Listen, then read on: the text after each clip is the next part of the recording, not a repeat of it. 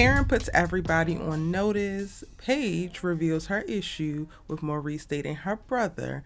And Gary is still making his rounds to make amends. What's good, y'all? This is Erica Vane coming to you right here on Erica Vane TV with another Sistas video. And in this one, we are breaking down Season 9, Episode number 16. If you're new here, hit that subscribe button, turn on your bell notifications so you don't miss out on any of my sisters' content and conversations. And I'm back. I'm a little bit late, but I'm back, y'all, and it's so good to be back. This was a light episode. Like, parts of the subject matter in reference to, like, Karen and her beginnings of goodbyes is a little bit heavier, but the rest of the episode, to me, felt very light. Something else that pops out glaringly to me in watching, but also, like, I want to be very clear, how I watched... I really switched into like writer brain. I really switched into like producer brain in watching this episode. So some of the things I'm going to point out, some of the things that I'm going to spotlight is not something I think that the average audience member would pick up on or would actually be looking out for. So charge everything I'm about to say literally to me. Okay. I know sometimes y'all watching like, oh, I'll be seeing that too, Erica. Or, oh, I agree. If you don't agree with me, it's not you. It's probably me. Okay. Cool. It is so clear to me after watching this episode what is happening behind the scenes of this show. And this is now,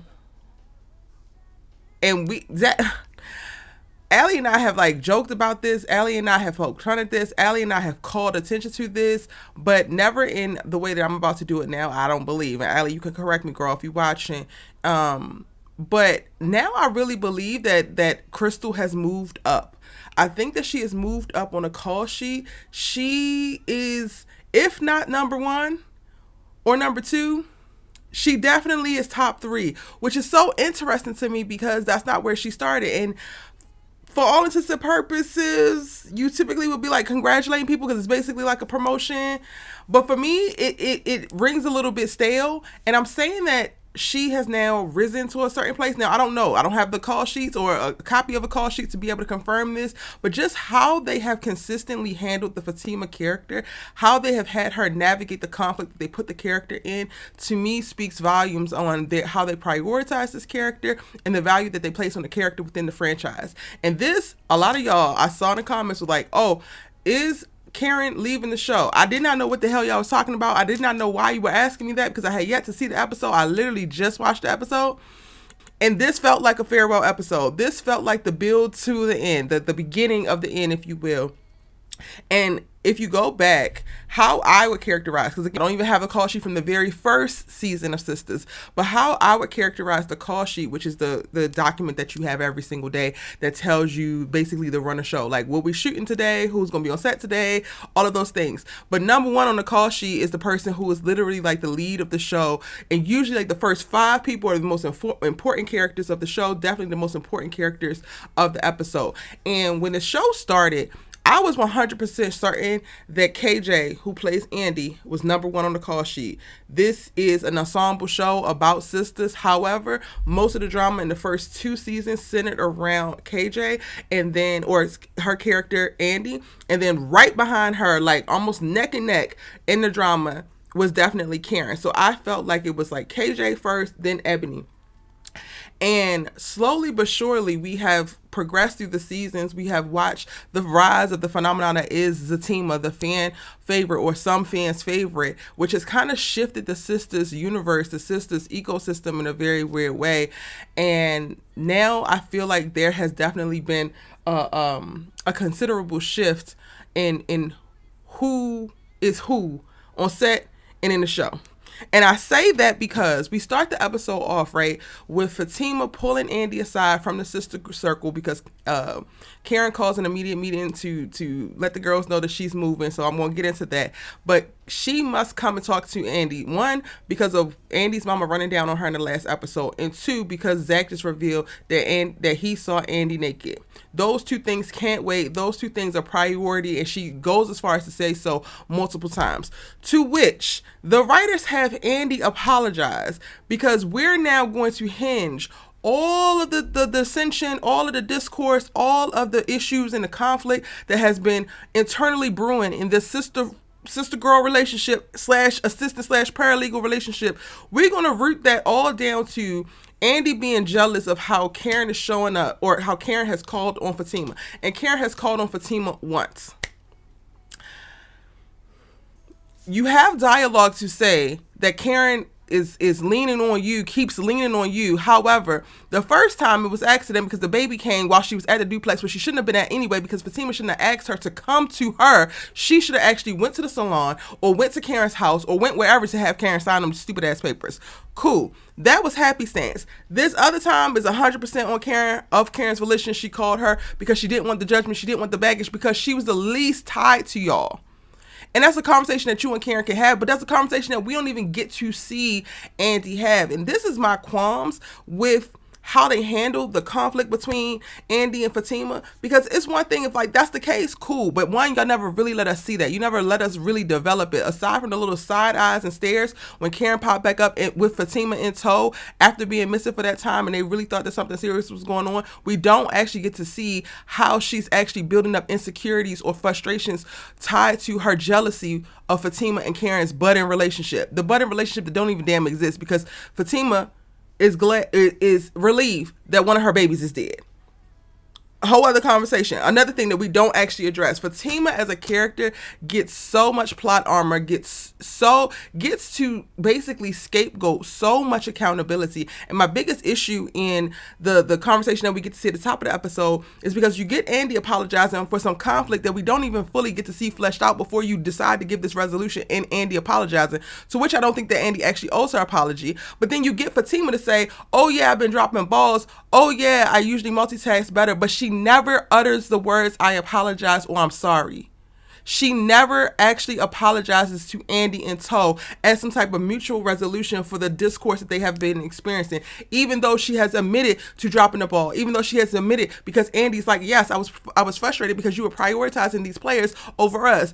Andi literally goes as far as to say, oh, I was frustrated because we have this case that I thought was important, almost as if she's like indirectly saying that the Karen case, or the case against the guy who cost Karen one of her kids, is not as important as Andi was making it out to be. And Fatima is 100% right in downplaying it or dropping the ball and missing out on things while prioritizing these basketball players. The same basketball players that she had no problem dropping like a dime the moment Zach is in his insecurity bag, the moment Zach is in his jealousy bag. So at one point it was like these players are going to be her future. These players are how she moves forward. These players are tied to her, how she progresses legally. But the moment that Zach is uncomfortable, the moment that Zach is outside of his league, the moment that Zach decides to get in his thug ass jealousy bag, oh, you can drop it like a bad habit, and we're not even going to atone for and or be accountable to how you were missing in action and didn't show up for your real boss for a real case that really mattered. And then y'all also want me to believe that Andi has something to be jealous of in Fatima, when Fatima literally had a conversation with Danni about being relieved that forever is gone. There's too much story there for y'all to actually skip over it, then have Andi ass apologize. Fatima don't apologize, and now we pushing forward because everything is great, hunky-dory. We're going to be sister girls forever. It's great. No, it's not. There are things that Fatima needs to apologize for. And for me, I think having Andi apologize and then taking a cheap way out and saying, oh, all of this animosity, all of this discourse was because I was struggling with internal feelings about how you are navigating your relationship with Karen, invalidates the fact that Fatima was dropping the ball at work. And whether she is Fatima's friend or not, Andi deserves to be able to hold her damn subordinate accountable for a job not well done. That is simple. But in cases where this character is prioritized, in cases where you have now shifted the axis of the whole universe around one character, sometimes that's how it actually works out. And that's why I really believe that Crystal has moved her ass up on the call she like has to be. Sistas is now Zatima 2.0. Another thing that confirmed this for me is not only the Andi and Fatima conversation at the top of the episode, but when we get to the tail end of the episode and we're watching the Gary conversation, why is Gary professing so much of his wrong specifically to Zatima and Hayden? The person that Gary has done the most wrong to is Andrea Barnes. And yes, he has already gone to her. He has gone to her first. However, I would argue that the dialogue that they gave him to say to Fatima, Zach, and Hayden in Hayden's house was dialogue that they needed to give to him to say to Andi. the atonement, the true remorse, the like real grit. And I'm like, why the hell does Zatima get this? Oh, because this is Zatima 2.0. This is also the Zatima show. Because that's all Sistas has really become. And I'm less disappointed now because it's like, okay, the writing has kind of been on the wall for a while. I think, in saying I'm less disappointed doesn't mean I'm not disappointed, because ultimately they are doing the Fatima character a grave disservice. Not fully allowing this character to operate in the world that they built for it, to not have this character be able to suffer consequences as well as celebrate rewards and wins, gives you a stunted ass character, gives you a very one-dimensional ass character, gives you a character maybe that's worth standing for all of the weirdos who can't seem to grow up and actually see a fully actualized person. But it doesn't do a good job of showing a full story of this particular black woman and that actualization. Fatimas actually exist, and the Fatimas that actually exist in the world do not have get out of jail free cards, do not get to just berate and belittle and do whatever the hell that they want to do to this friend. And 1 minute the boss is the friend, and next minute the boss is the enemy because my man saw you naked and I feel a way about it. You know damn well that Zach don't give a damn about her, and she don't give a damn about Zach. To that point, Zach, you was just jumping down her damn throat about what Andi doing now and all of this and all of that. But in this episode, yeah, you and Andi needed to work it out because y'all are tight and I don't want nothing to happen. Which one is it? There's no consistency in story. There's no consistency in character development. And there's actually no actual accountability, which makes the Fatima character fall flat too often than not. The thing that I think that they are carrying, or what is carrying the Fatima character, is how Crystal looks and how likable she is.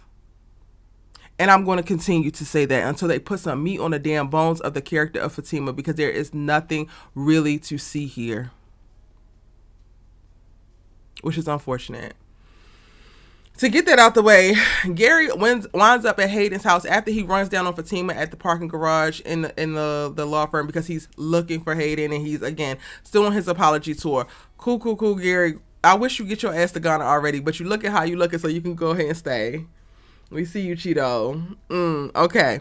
There's a little bit of face-off between Fatima and Gary. She doesn't trust him, as she shouldn't, because Gary is not a trustworthy Negro. He apologizes for the bodyguard pushing her down. He apologizes for this. He apologizes for that. She pulls a gun on him.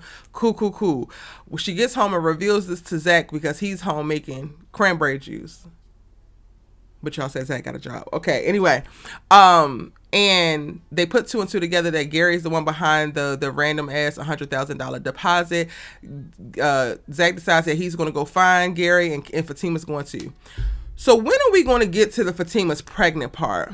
Because at this point, y'all had her go to Hayden's house twice now, pregnant, ready to fight, pregnant, looking for trouble. I don't understand, but whatever. That brings a big conversation to Hayden's house as he is trying to atone and make amends. I really did enjoy the Hayden and Gary conversation, because that part is definitely long overdue. That and watching Hayden throw him up against the wall, he's not afraid of him as he used to be afraid of him. And I love that we are, when it comes to Gary's little remorse tour, his little accountability acts, I love that he is not going to a place of defending himself, because that is what true accountability and atonement actually looks like. Too often people want to jump in their own defense bag, and if you are apologizing and you're trying to be accountable to your behaviors, to your words, to whatever the hell went down or what you said, then you need to just say that you're sorry and then receive whatever the hell the person that you're apologizing to wants to give you. And not that this gives people right to like berate you or disrespect you or do whatever, but it also, you have to leave space and have no entitlement on what you expect their response to be. And too many people decide to offer up apologies, but because they want something back, it's like, well, you wasn't really even sorry, ho. And I clocked that on you. I'm gonna get to Daniella King because she has that spirit on her. But anyway, so I did, out of the whole like Gary apologizing saga within this episode, I enjoyed his conversations with Hayden the most. I feel like the Zach and Fatima tracking him down at Hayden's house was more so for them to like give them something else to do and give them somewhere else to go. but it wasn't that big of a deal. And then also, again, I feel like the conversation should have been had. If they were going to have this conversation, it should be had definitely with Andi present, because she deserved to hear some of those words way more than Zach and Fatima have, in my opinion. Okay, let's go to let's go to Paige and Maurice, because we get this little one-off scene with them where Paige is like, and it's weird because they're still at the bank, but it's supposed to be nighttime at Billy Jake's. It's like the bank should be closed, but they're still there seemingly working. And this is the part that, like, I deeply struggle with how they execute the episodes, because you get whiplash going from scene to scene where they're not matching up day to night to afternoon, and it's just like weird. It was very jarring for me once we cut from the girls at dinner back to the bank, just so that we can have this one-off conversation where Paige reveals that her brother has been hurt, and she's very nervous about Maurice dating her brother because of the past relationship that her brother had and how bad it was. To which Maurice reveals that he's not planning to hurt her brother. He likes him and is inspired by him, and this is different, which is interesting because we're not really getting the full story for why this is different for Maurice. We're not getting enough of them to actually see, like, aside from this being a cute ass white boy that's on the other side of the tracks that he's like, okay, I want to dibble and dabble in. I don't really get the full pull. I don't really get what's the appeal, especially for him to, like, want to change all of his Maurice play a hoe in ways. But alas, this is a very quick conversation. I typically really do enjoy, specifically in this season and last season, Paige and Maurice and the rapport they have built, the friendship that they have built. At one point, I was like, oh, I feel like she's going to feel discarded because Maurice is now dating the brother. But this was more so like her anguish and internal issue was her struggling with wanting to protect her brother versus losing Maurice, which was an interesting choice. But they don't give us much more than that. So we're going to have to keep watching to see how this actually goes. Now, going to the sister circle, honey. There were so many things left unsaid. There were so many things that should have been addressed that were not addressed. And I get why they chose to have Karen navigate the conversation in the way that they did, but it was the safest choice possible. And I honestly don't know, y'all. Like, I would really have to put some thought behind it if I think that Karen is leaving, because part of me is like, we've been in this for 9 seasons now. Ebony has been able to do plenty of other things outside of Sistas because of their quick shooting schedule. So it makes, to me, I can't even fathom her wanting to leave a job, especially knowing where the state of the industry is right now, how little projects there are for us, you know. So I imagine that she's not. However, this does feel like it was written in a way of we're setting up for this character to exit, which will also support my thought around Fatima moving up within the hierarchy of the sister circle. So if she's not number one, which honestly Zach is probably number one, which is a whole other conversation, probably a whole other video, then she's definitely right behind Andi, where Karen used to be in reference to priority on the call sheet. This does feel like that. This does feel like the beginning of the swan song. And because it does, like, I get that a Karen character wouldn't want to piss her homegirls off, but I would hope that she would want to be honest. Like, she comes in with a new look. She comes in looking all refreshed. She comes in very resolute with her decision, and we get the reveal of where she's going to be moving to, which I absolutely love. She's moving to Seattle, way across town, Pacific Northwest. Girl, I ain't mad at you. Then they get to berating her with all these questions and making it about them, making it about how it's going to make them feel, how the sister circle is going to be impacted. And my thing is, Danni offered up, who's going to be your village? Who's her village now? We get the call back to, like, her starting Karen's fresh start, the same salon that y'all was supposed to help with the grand opening. None of you hosts helped. You came late. She was looking for y'all, and she was 8 months pregnant. 7 or 8 months pregnant. But we're rewriting history, rewriting the narrative as if y'all have been there, and we have all of these great damn memories. And I love the best line of the whole thing, I feel, and I'll probably have to go back and rewatch because there was a couple of them, I guess. But the best line of it was, there was some good times, but there was more bad. Because you hosts have selective ass memory. Danni, you're pushing this whole narrative of who's going to be your babysitter, who's going to be your damn village when your ass is missing in action. You only show up at Karen's house to cause problem and create dissension and to have a goddamn attitude. The same energy that you're now kicking Andi's way, you were kicking Karen's way for the last 6 seasons. You're only not doing it now because she was in the tail end of her goddamn pregnancy and she lost the baby. But leading up to that, take us back to Rich's stupid ass smoothie shop where you sitting over there yucking it up with your new ass homegirl that you find so much commonality with, kicking big Karen's way While she, again, is 6, 7, 8 months damn pregnant. Over what? Not a damn thing. So you're claiming, oh, she's not going to have no damn village. Oh, she's not going to have support. She's leaving everybody behind. But y'all have not been the support that she needed from the beginning. And that's the conversation I want them to have. Like, I feel like it's so invalid for, like, how they have navigated the breaking up of friends conversations, because they keep pussyfooting around it every single time it comes up. Every single time it becomes a conversation. Every single time it becomes, oh, well, this seems like this is the beginning of the end of the sister circles, or this feels like I'm done with this person. Then be done and show us what it looks like for that person to be done, because that's what happens with us. I have lost friends this year. I have cut people off this year behind, I'm not taking this bullshit no more, or girl, you got me up and I can't do it. I don't actually have the capacity. And these were conversations that were had, things that were like discussed, realities that were revealed. Where they at? This was the perfect time to do so. Karen is not only moving because Elena has had like this toxic thing for her. She's made toxic decisions, bad decisions. She has regrets and made mistakes and all of that kind of stuff. But also, y'all hoes. You all followed each other here. Y'all supposed to be building a life together. Y'all supposed to be chasing the women that you want to be and supporting one another in doing so. And yet and still, most of the time, y'all have become obstacles and ops for each other. At the end of the day, the only two that I really believe that were really riding for each other in a real way was Andi and Karen. And it was more so Karen riding for Andi's ass because Andi always in some shit.